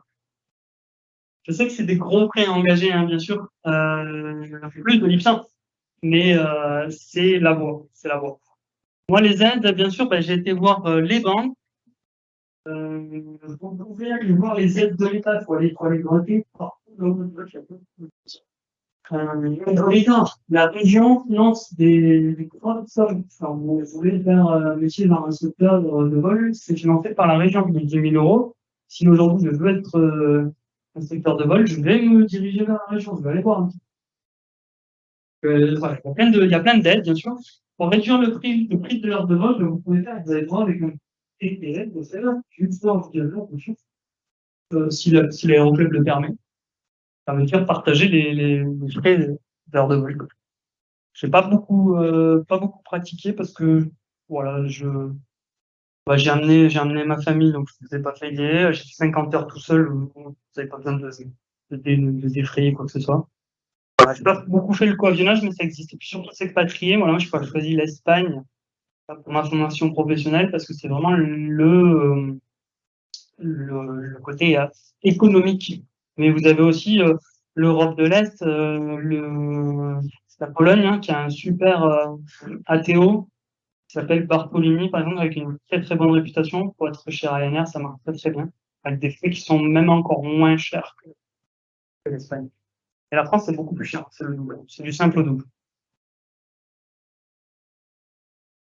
Allez, on arrive sur la fin, donc pour récapituler, Dream, c'est cher.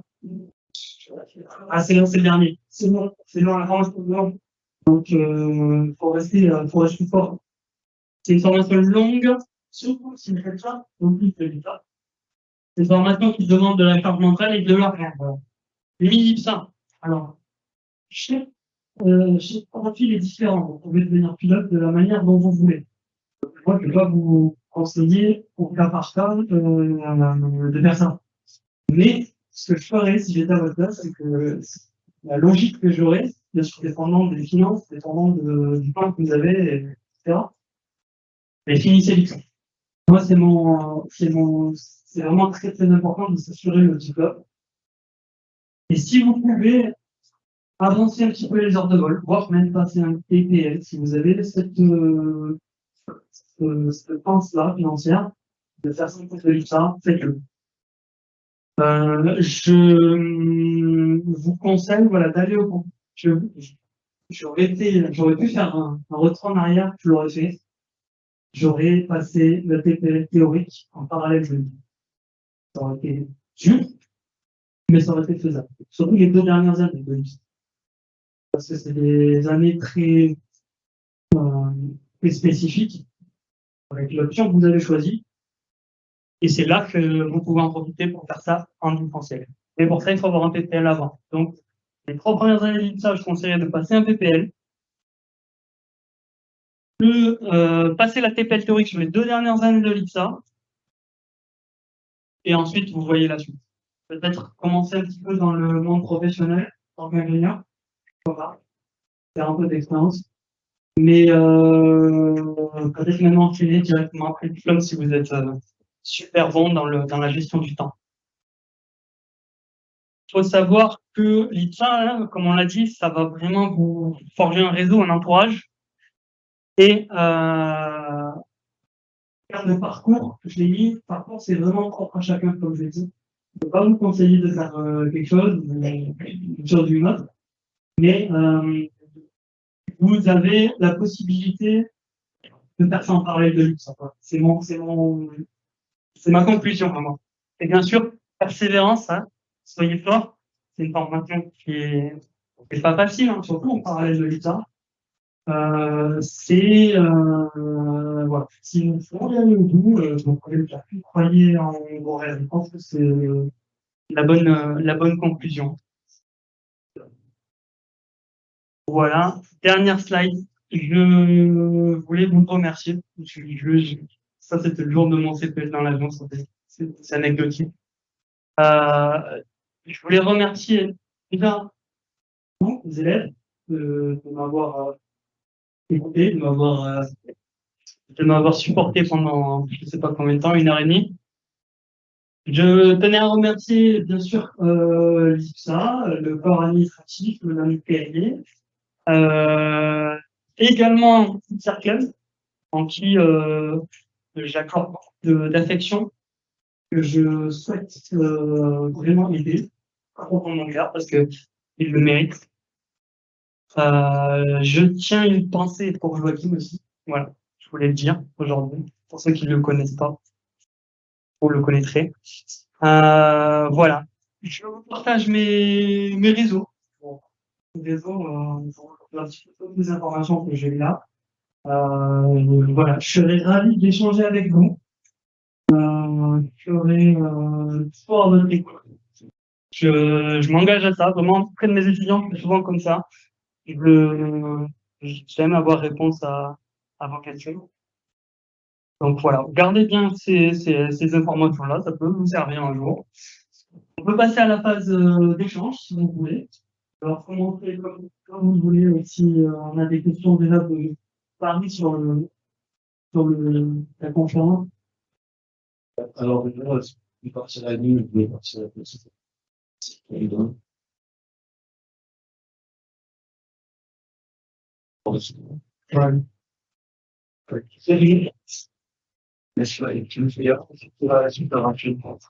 Par contre, si vous veulez longtemps rester pour une question, je pense que c'est la partie la plus intéressante. Vraiment, si vous voulez partir, ceux qui n'ont pas émargé, n'hésitez pas à passer par ici, mais je pense que la peine passe partout. Mais si vous n'avez pas émargé, c'est pour vos points éveil. Et ça pour vous, moi je m'en fous si vous avez été là ou pas. On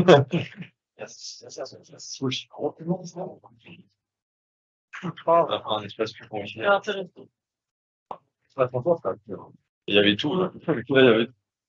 On m'a demandé si il voyait bien la science. Oui, il y avait vraiment une demande.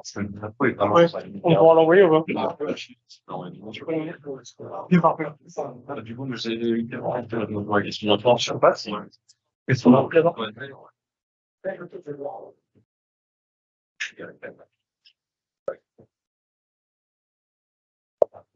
C'était une passion de merci, monsieur.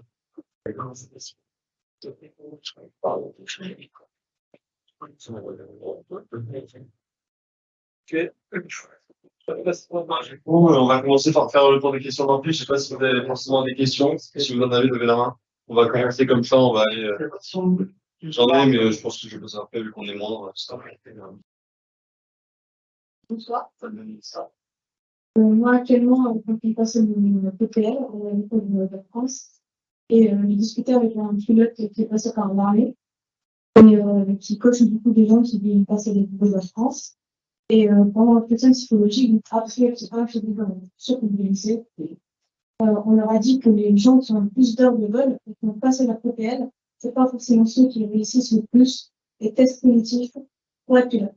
Du coup, je me demandais quelle était la problème là-dessus, parce que pour la présentation, j'ai l'impression qu'elle insistait vraiment beaucoup sur passer le PPL après la PPL, comme si c'était vraiment un prérequis, sauf que, voilà. Avant la PPL. Alors là, moi, je parlais de mon parcours. Donc, comment ça s'est passé pour moi et comment ça se passe pour les personnes qui sont du monument. C'est-à-dire, je pense que je ne connais pas du tout. Je sais que c'est très sélectif. Donc, voilà. Si on commence les petits zéros, sinon petit 2. Déjà, petit zéro, vous êtes chez vous sur l'ordinateur à faire des tests sur lesquels vous en connaissez un petit peu pour les sites pour ça. C'est des tests qui sont. Je l'ai pas fait, donc je ne peux pas vous dire si c'est difficile ou pas, mais j'ai eu des retours. Ça paraît difficile, c'est très sélectif. Je crois que c'est 1% de chance de réussite, quoi. Donc, c'est hyper sélectif. Les tests psychomoteurs, c'est obligatoire dans la compagnie aérienne, qui sont vraiment très durs chez Air France, et demandent des qualités cérébrales. Donc, je pense que c'est vrai que c'est pour Air France, pour ces tests-là, spécifiquement, je pense que c'est mieux d'être plus jeune. D'être comme vous, là, mon cerveau, il marche plein ballon. Je pense que c'est une bonne chose. Voilà. Donc, ça revient à dire ça. Évidemment, si vous rentrez chez Air France avec ces tests-là, il est utile d'avoir le préalable de l'expérience aéronautique avant. Donc, ça change complètement les plans. On peut passer par un PPL avant, on peut passer par un PPL ensuite. pensez directement chez Air France. Et je crois même que c'est l'ENAC qui héberge les conventions de Air France. Vous pensez directement à Toulouse, c'est la question.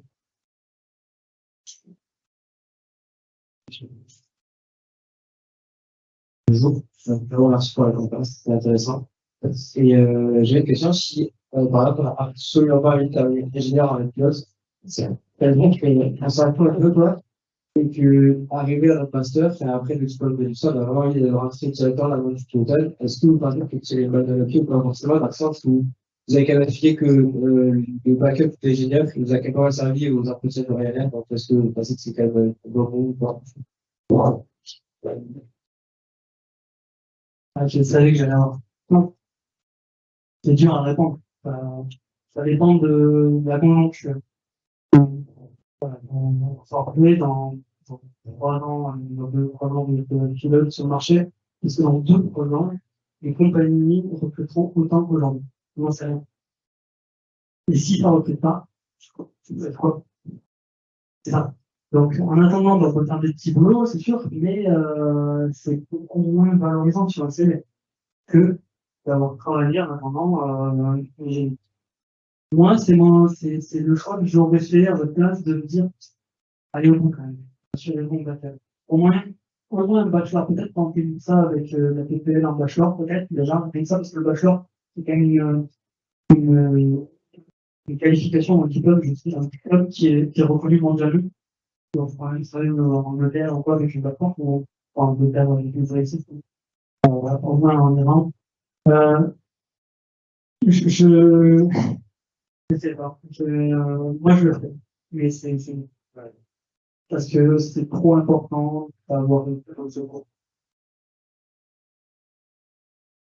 Après, moi, la question que je me pose aussi, c'est si on commence directement une formation privée après tout ça, de pilote, on n'a jamais du coup intégré le monde professionnel en tant qu'ingénieur.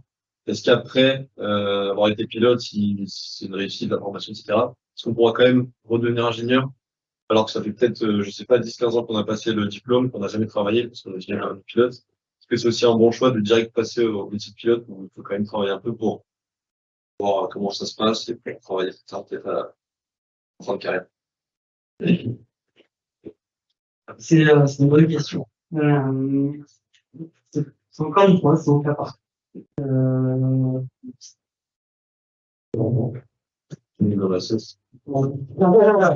J'en sais rien. J'ai pas cette expérience-là, donc je peux pas y répondre malheureusement. Je pense que d'accueillir avec Roxana des pilotes de ligne expérimentés de la santé de carrière, c'est ce que moi j'avais fait en conférence quand j'étais à cette place-là, pour répondre mieux à ces questions. Et vous êtes dans une compagnie nationale comme la France, en week-end, vous tombez d'une échelle, vous cassez une jambe, vous avez une handicap à la vie. On ne peut pas vous mettre dans un cockpit. Et la France, ils vont vous mettre chez le soyez ingénieur ou pas, vous retrouvez un poste en maintenance, en opération. Ouais. Si vous êtes ingénieur, c'est sûr qu'ils vont vous retrouver quelque chose. Après, je ne sais pas, pour une compagnie le poste, vous perdez directement votre métier, vous êtes jeune encore, ou je pense que ça peut recruter. Je pense que vous pouvez, bien sûr, pourquoi ne pas être ingénieur de multi-pop. Vous avez un ETP théorique, une formation de pilote. Je pense que si demain je voulais être ingénieur, je pense que je pourrais trouver du boulot facilement. Vous avez d'autres questions? Bonsoir.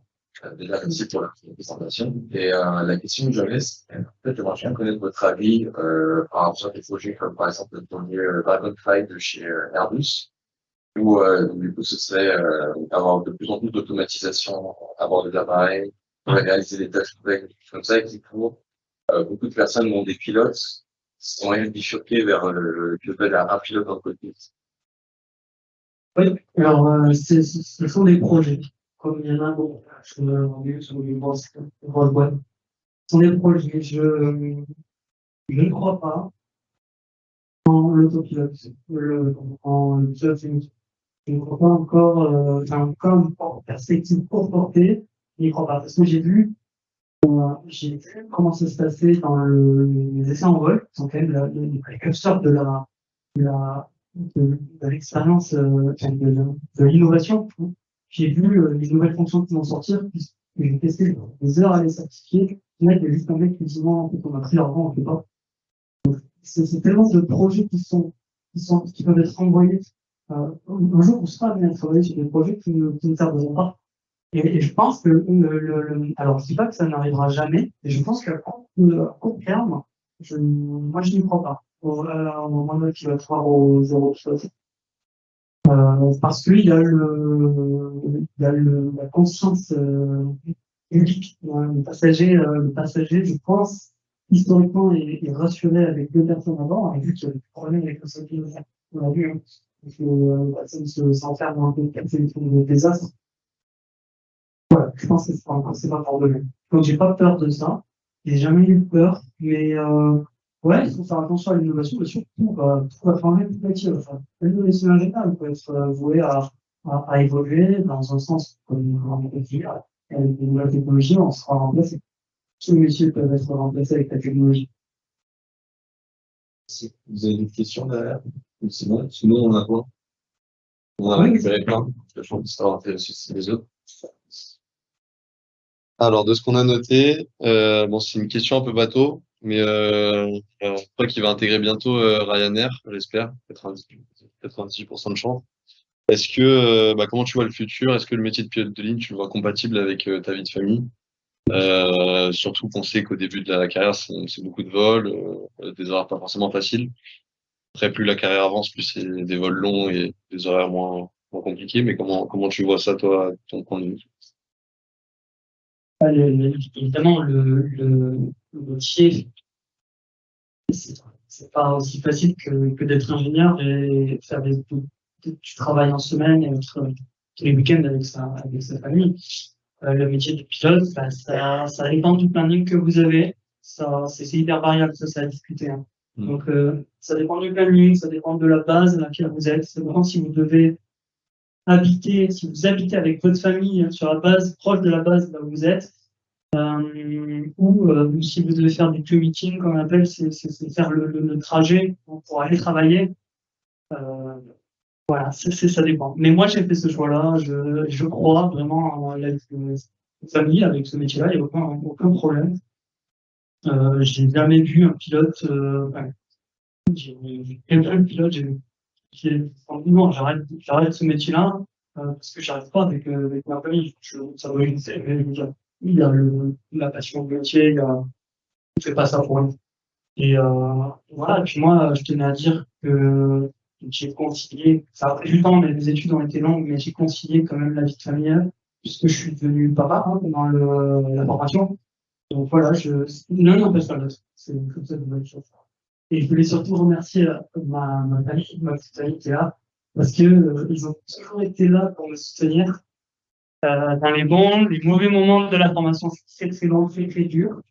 Et voilà, il faut se soutenir. Tout seul, ça marche pas. C'est pour ça que j'ai mis un entourage à la dernière slide, c'est que vraiment, voilà, c'est une histoire de famille. Justement, il y avait une question qui portait sur ça, mais je pense que tu y réponds. C'était avec tout ce que tu as passé comme épreuve, tout le temps que tu as dû réviser, tous les modules que tu as passés, etc. Comment tu gardes la motivation, surtout au début, quand tu vois pas forcément le bout, c'est qu'il te reste 2 ans, beaucoup de qualifs à passer. Comment toi tu t'es entouré? Bon, là, tu t'as répondu, mais ça doit pas forcément être facile pour tout le monde de garder cette motive alors que l'objectif, il est. Ouais, c'est sûr. Mais c'est comme avancer l'année après année, tout ça. C'est plus dur d'être ingénieur que d'être pilote.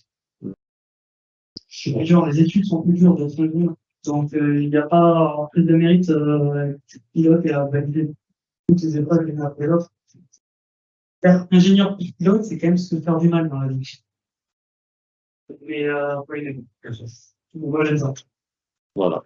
Dernière question. Je sais pas s'il y en a qui ont d'autres questions, mais plus pour les gens qui veulent vraiment passer la TPL après l'IPSA concrètement.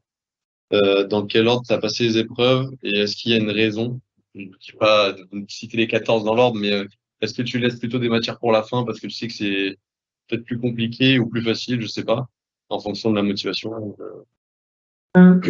Alors, moi, Par exemple, communication IFR et communication VFR, c'était deux matières séparées. Maintenant, ce n'était qu'une. Mais ils ont rajouté une matière un peu théorique, knowledge, skills. Sans KSA, ça s'appelle sans un chiffre, et KSA, knowledge, skills et attitude. C'est les mêmes matières. Moi, c'est toujours en fait toujours 14. Moi, je me suis fait mal au début. J'ai fait 5, j'ai passé 5. Ensuite, j'ai fait 4, 3 et 2. Et je me suis fait mal dès le début, en mettant de la communication que je trouve une matière assez facile. Donc, j'ai mis au début avec le gros groupe de matière. Le gros avantage, c'est de pouvoir avoir choisi dans quel ordre j'ai passé mes modules. Hein. Ça, c'était important. J'aurais pas aimé comme les impostes. Je sais que dans certaines écoles, on leur dit de passer en 2. Alors, vous avez le droit à 6 questions maximum. Moi, j'en ai choisi 4 pour en avoir 2 dans ce cours. Parce que si vous ratez, vous repassez. Effectivement, il faudrait partir comme vous voulez. Il y a des ATO qui disent à leurs intégrés, vous prenez 2 sessions, vous faites 7 et 7. Et il y en a qui disent une question, 14. Et ça, déjà 5 modules dans la tête, par cœur, toutes les questions, les réponses, on connaît par cœur. De 5 modules, c'est faux, alors 14. Ouais, moi j'avais une autre question. C'était pour connaître un peu votre vision sur les choses. Donc c'est pas vraiment en rapport parce que c'est pas comment dire dans la ici, mais par rapport aux EOPN. Comment est-ce que vous voyez ça? Je sais pas, j'ai pas. Ça vous a jamais intéressé? Non, jamais. Justement, ce que j'ai dit au début, c'est que on devient, c'est pas la voie militaire pour être pilote de ligne. On ne fait pas ça dans le but d'être pilote de ligne. Ça vient après. C'est l'engagement militaire. On fait les EOPN, on fait l'armée pour faire de la chasse, du transport. Voilà. Donc, il faut avoir un intérêt pour les forces armées, pour une connaissance, une culture. Après, c'est des tests psychomoteurs, si je ne sais pas du tout comment ça se passe. La visite médicale est beaucoup plus dure dans l'armée encore. Donc, c'est vraiment c'est vrai. Il faut beaucoup de la place. C'est tout ce que je peux dire parce qu'il faut plus d'expérience. Il y a une autre question là-bas. Je viens après, c'est un petit peu Bonjour. Bonjour. Merci pour la réponse. Et ouais, c'est encore une question financière, parce que c'est vraiment intéressant.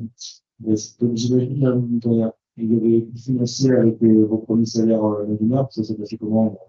Ça s'est pendant ça, en début agricole, que la formation en plus, c'était Bien sûr. Alors, ça, pour moi, ça a été différent. C'était un capital que j'avais déjà, ça fait j'ai beaucoup cramé. Donc, je me suis retrouvé avec mes premiers salaires, certes, ce que correct, on va chercher pour les premiers, en région communautaire. C'est encore meilleur en région communautaire. Donc, les salaires de premier corrects, mais là, c'est là que je me suis dit, ouais, effectivement, les premiers salaires-là, je les ai saignés un petit peu pour payer des heures de vol. C'est là que je me suis dit, ah, c'est je peux, là. Je peux essayer, je peux retourner à les retraites. Là, avant, en 2011, c'était mes parents qui me donnaient un petit chèque et j'ai mis un petit chèque qui m'a fait 25 heures de vol. Ça n'a pas permis, ça tombe complètement. Et voilà, j'ai décidé de repartir avec mes propres revenus. Pour les salaires, ça m'a permis ça. Une autre question donc ça verra. Est-ce que avant d'avoir c'est par la catégorie, est-ce que vous avez essayé de passer des cours de maths, par exemple, essayer de passer la compétition, de passer dans une voie, c'est une par non. Non, j'ai jamais fait. J'ai jamais le mérite d'essayer. J'ai eu le temps, et après, quand je me suis dit, à un moment, je vais repris l'heure de vol, je me suis dit, non, je peux essayer, pour essayer les maths, que ce soit au niveau de l'âge, il y avait des grilles d'âge, à vous renseigner. Je les connais plus, mais c'était trop tard pour moi. C'est-à-dire, en France, il n'y a pas d'âge. Pour pilote, en général, il n'y a pas d'âge. Pour la reconversion professionnelle ou pour les études de pilote, il n'y a pas d'âge. Mais pour la France, j'ai jamais essayé. Pourquoi? Raison principale, c'était l'anglais. Mais c'était le taux, demande 850. Moi, j'avais juste le niveau ingénieur pour c'est aussi parce que c'est je l'ai mis hein, parce que je vous conseille de penser l'anglais avant parce que moi je suis parti de lacunes. Donc voilà, la France ça m'a retardé un petit peu là-dessus. Et même encore aujourd'hui, j'ai pas repassé de trucs si j'en repassé un dans une semaine pour le faire. Mais je ne sais pas quel est mon niveau d'anglais, je pense que je sais même pas si j'avais 850 points par exemple. Voilà, c'est principalement l'anglais moi, le problème pour la France, là, pour les cadets. J'ai jamais essayé dans les cadets. Par contre, j'ai beaucoup d'adultes qui ont essayé et qui m'ont dit oh, c'est de la chance, essayez, vas-y, parce qu'ils prennent que des ingénieurs. Non, je sais pas. Je sais pas. Je peux pas vous dire. Ils prennent que des études d'ingénieurs ou que des ingénieurs qui sont solides. Je peux pas vous dire que c'est. Une question en compte. Je sais pas.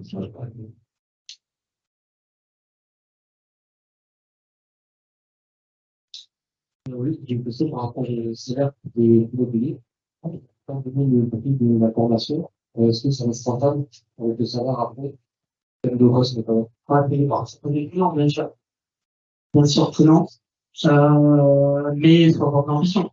Moi, si je suis là aujourd'hui à vous expliquer tout ça, si j'ai passé toutes ces étapes-là, c'est pour avoir de l'ambition, bien sûr. Je vais peut-être, je sais rien. Et je vais peut-être pas rester copilote chez rien. Je sais pas ce qu'ils arrivent. Comment sera le futur pour moi? C'est vrai que les salaires, c'est pas, je ne peux pas me rembourser la formation en 2 ans. Mais je pense que je sais me dire que j'ai vraiment envie. Et non pas, je suis ingénieur auquel je ne m'épanouissais pas au travail autant que ce que je le sais. Et quand c'est quand même je propose quand même de bonne qualité, je dirais, avec technique d'heures de simulateur, donc c'est pas mal, mais malgré tout le temps, d'avoir dire, on va pas tout nouveau pour le nature de T'as encore des questions?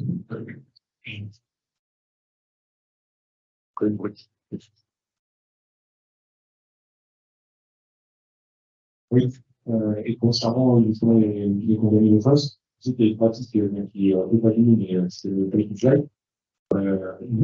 Concernant ça, est-ce que c'était oui, mais dans ce cas-là, est-ce que c'est intéressant de faire des fly, notamment pour les condamnés de face?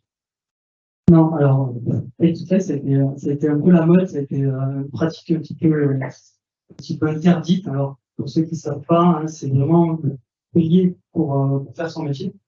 Donc, c'est bizarre. Mais où est la limite, en fait, du paye? Enfin, c'est-à-dire que c'est vous, là, vous êtes en train de payer pour payer une junior. Moi, je suis en train de payer, j'ai payé pour être ingénieur, et je suis en train de payer sur 1000 baguettes. Mais voilà, à quel moment ce sera rentable? Voilà, c'est un pari sur la maison. Il y a des pratiques, il y a eu des pratiques vraiment un peu bizarres à l'époque, mais les gens pouvaient vraiment continuer, ils étaient salariés, ils continuaient à payer leur demande, et à un moment donné, ça s'inverse. Après, il y a eu une pratique qui a été bien, franchement, mais c'est toujours payé dans la vie, c'est payé pour faire quelque chose. Oui, parce que le but, initialement, c'est que les compagnies peuvent profiter de la situation sans expérience des autres pilotes pour s'empêcher à Paris et à se faire payer. Et après, ils disent qu'il y a assez d'expérience pour pouvoir postuler à des compagnies aériennes de la journée. Et c'est ça, mais faire payer une qualification technique à leur pilote en entraînement, c'est du. Mais c'est du. Parce que c'est ordinaire, enfin, c'est au moto, c'est plutôt l'équité Je ne sais pas si les cadets en France, je ne sais pas comment ça se passe pour eux. En tout cas, pour premier autre non national, on va dire, c'est le cas. Chez EasyJet, c'est la plus belle école, j'en ai vu la plus belle école en Suisse, parce que chez EasyJet, il sera à son prix, donc en change pour moi, chez EasyJet. Et là, ça va coûter à lui à 320, 30 000 euros, pareil. Ça va plus en plus, ça la formation. Dans les quoi, dans les chiffres, je ne peux pas les prendre. C'est pas mal. Mais voilà. L'hiver, j'ai votre truc, PT, ASL, des compagnies, la première. Après, la suite, ça dépend, ça va être pour des études des salaires, ça dépend dans l'étoile. D'abord, merci pour la présentation et vous demander est-ce que les inspects, ça donne le sens de la mission de pension. Ah oui, ça vaut le coup. Ça vaut le coup. Si vous êtes limite au niveau, hein, ça c'est le nerf de la guerre. Ça vaut le coup, bien sûr, d'avoir un contrat avec des compagnies à un moment, si vous rentrez une étude, en vous disant, ok, c'est bon, ça sera fait. C'est l'entretien d'embauche avant vos études. Bien sûr, ça vaut le coup. Après, c'est minimum 120, 100. Si je serais riche, je ferais peut-être ça, parce que c'est vrai que ça va vite, ça fait une formation de vite. Après, je ne ferais peut-être pas ce que fait Alexandre, parce que, il a quand même coûté ça, faire ça. Et si un souci, je ne sais pas, bien sûr, mais si un souci médical, ou quoi, c'est pas ce qui va bien. Si vous étiez, c'est très cher. On va assurer un poste de technicien, je sais pas ce que je vais faire. Je suis dit, ça vaut le coup. Après MPL, attention, vous n'avez pas de TPL, vous avez le droit de travailler. MPL, c'est une multi-pilot licence. C'est particulier, hein. C'est pas un FPL, pour en parler. Hein. Vous faites d'abord des heures, peut-être beaucoup plus d'heures de segment officer qu'on appelle avec le barret. Vous n'êtes pas copilote directement, c'est de commencer, vous êtes pendant plus longtemps, vous êtes élève au sein de la compagnie. Donc les salaires, pas. Question. Au sein de vous en êtes, pourquoi avoir choisi l'aviation commerciale plutôt que l'aviation d'affaires? Parce que c'est vrai que là, vous avez des sites contacts à radar, mais avec qui vous activez, etc., c'est vrai que vous avez déjà, vous avez souvent choisir l'aviation d'affaires, et c'est un peu quoi? Ben, moi, c'est assez récent, hein, le CP pour moi. Je suis à peine sorti, j'aurais eu la possibilité de faire la suite parce que je suis pas encore embauchable, hein, avec la LCC qui me manque. Mais j'aurais pu la passer la suite de mon CPL et après attaquer plusieurs compagnies, essayer de postuler chez plusieurs compagnies. Moi, j'ai fait le choix des cadets Ryanair en ce moment. J'ai fait ce choix-là, j'ai été pris, on y va. J'ai eu un contact avec un c'est pas toujours un contact, toujours avoir appelé les gens. J'ai eu un contact avec un pilote qui est un projet qui termine, ils ont ouvert une compagnie cargo en France, qui ont un seul avion. D'ailleurs, c'est l'avion qui avait Airbus, la 350 CO, ils ont acheté ça à Airbus. Et ils ont un seul avion, ils font du cargo. Il m'a appelé, il me dit, bon, bah, ok, mais forme-toi. Il m'a dit, mais parce que pourquoi à l'étranger? Une vieille école, les gars. Et il m'a dit, un jour, ça va, en se tient au courant, ça va recruter chez moi. Donc, moi, je suis parti direct, premier boulot sur mon courrier, faire des vols e-commerce de la Chine, ouais, ça va. Mais, alors, j'ai pas le diplôme de la suite, parce qu'entre-temps, il y a eu Ryanair.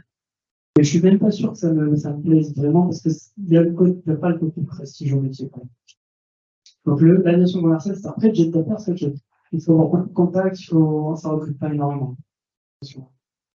Mais si vous avez des bons contacts, en fait, jet d'affaires, il faut faire gaffe. Il faut que l'avion ait une certaine masse. L'histoire CS-27. Si vous êtes formé sur un avion plus petit, alors il y a des petits tout petits jets 4 places, quoi, mais attention, parce que là, vous n'êtes pas en CS-25, donc vous n'avez pas les heures de vol pour pouvoir prétendre ensuite accompagner un avion. L'avion, il a une certaine masse aussi.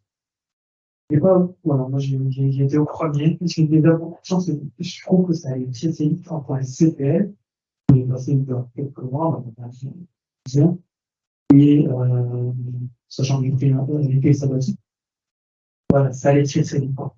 J'ai renvoyé tous mes documents en août pour Ryanair. J'ai reçu directement le lien pour passer le test, de se passer le test comme ça. Il a un compte dessus. Après, ils m'ont proposé de commencer le 9 octobre ou le 23. Comme le document de l'OID, et j'ai compris. Bon, vous avez plus de questions? C'est bon. Bon, bah, si vous avez plus de questions, merci d'être venu. On va rester un peu de toute façon dans l'amphi encore 15-20 minutes, je pense. Peut-être un peu pour ranger, donc s'il y en a qui veulent discuter, je trouve que ce sera avec plaisir. Donc voilà, merci à tous et à bientôt. Merci.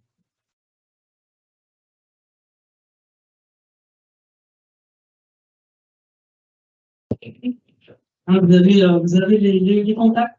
Je serai ravi d'échanger avec vous.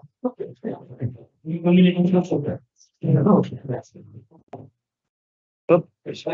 Ouais, top.